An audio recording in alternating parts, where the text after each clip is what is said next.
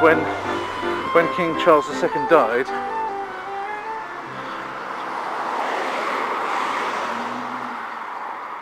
there we are.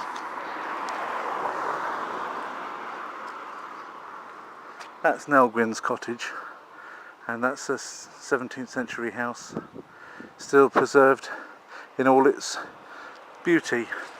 I shall focus up on it a little bit.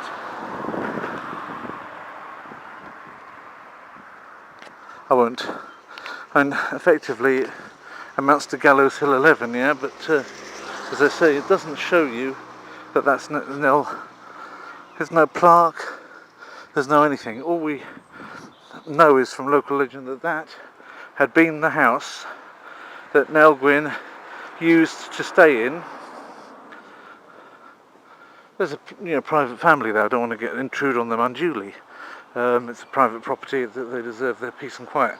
But nevertheless, as a piece of history, the information belongs to everyone, I suppose. So that I don't think I've gone beyond the bounds of decency there.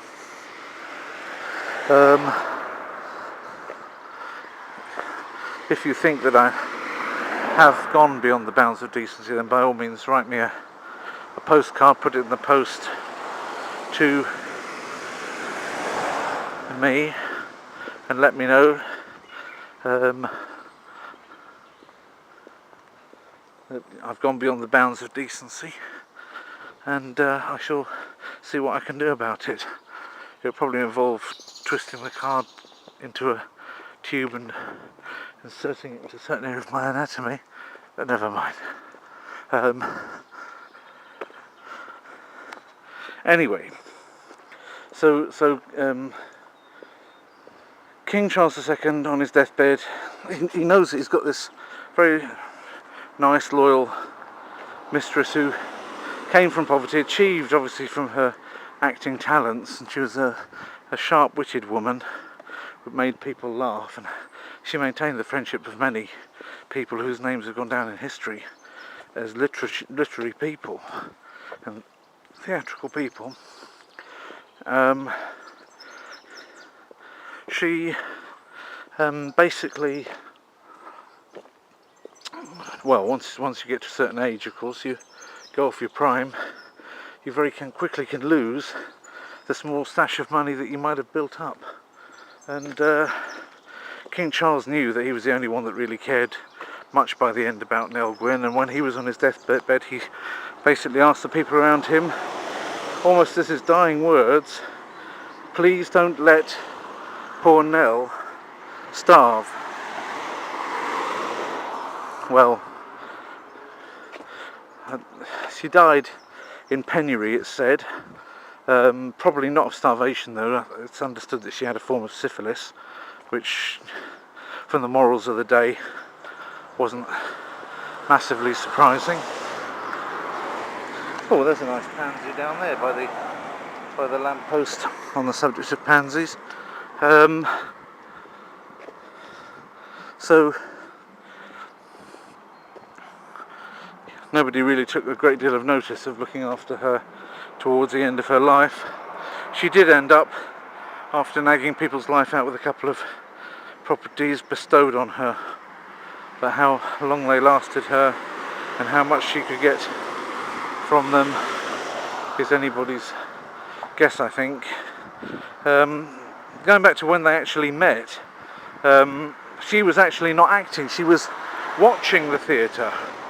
This is what, you didn't have YouTube in those days, so people went to the theatre to watch a play, and she was watching other actors and actresses make a play, and she was up there in the lodge with a certain Mr. Villiers, and the King and his brother the Duke of York were in the box next to them, and he was rather taken with the fact that he was in the box next to his favourite actress, and rather than watch the play he was flirting with her most of the time. Whether that really appealed to Mr. Villiers or not, one can only imagine, but you don't mess with the King, yeah? So he probably had to just let it be, And anyway, they were all off to a restaurant afterwards. King Charles II suggested that they all went to eat together afterwards, after the play. So they all went to a hostelry to eat together, and that was when King Charles II discovered that he had left his credit cards in the palace and all his cash. So, oddly enough, instead of what you might think would happen, that the restaurant would say, "Of course, Your Majesty, you don't have to pay, just come here often and it will be a royal place, or give me a royal charter, it will be enough for 20 such meals," or something like that. Instead of that you might think would happen, what actually happened was Nell Gwyn had to pay for the meal for the 4 people. And she said, imitating the king in his accent, "Odds fish," I can't do it because I now heard Charles II speak.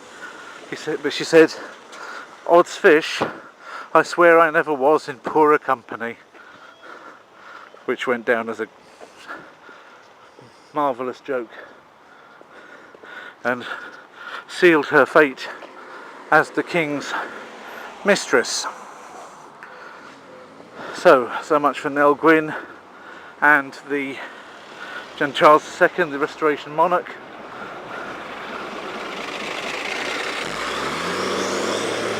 And their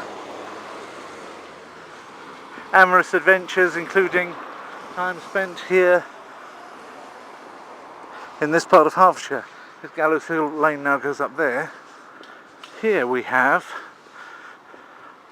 well, it's 4 miles to Hemel Hempstead, King's Langley 1.5, Hunton Bridge back there 1/2 mile, Watford 3.5 miles, and Abbots Langley is up there 1 mile away. Abbots Langley, why Abbots Langley? What abbot do they have in mind there?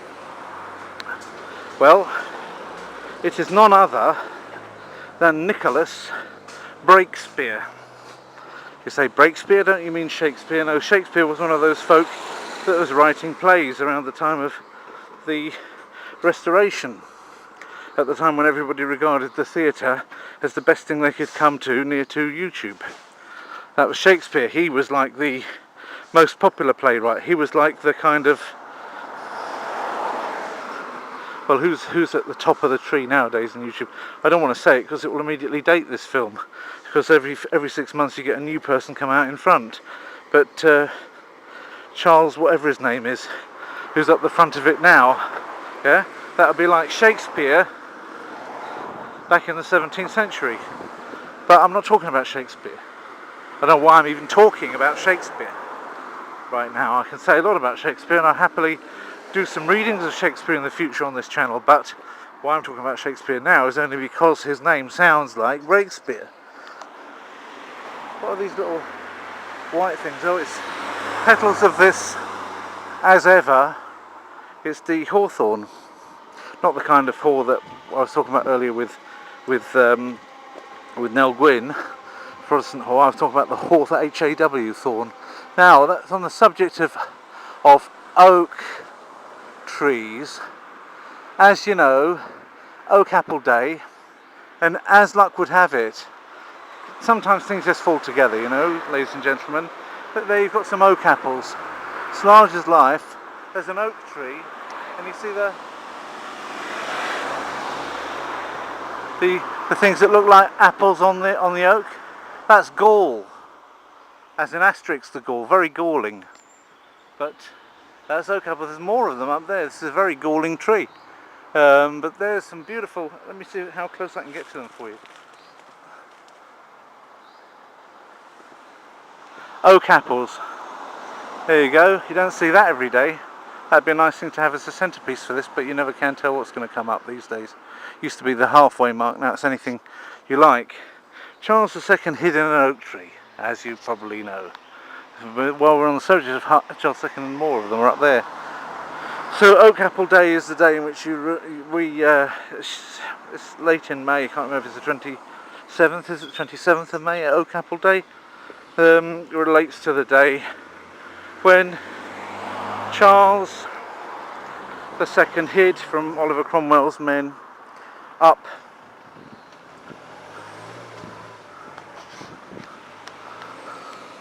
an oak tree and became the Oak Apple, as it were, as his nickname then became.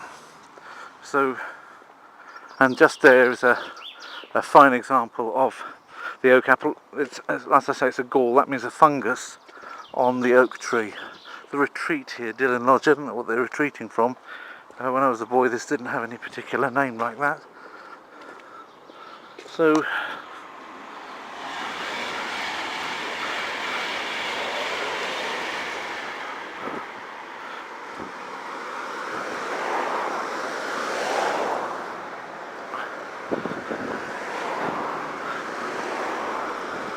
probably this is the point at which I might cut it off and start again, because the red light means I should stop. So I'll stop and I'll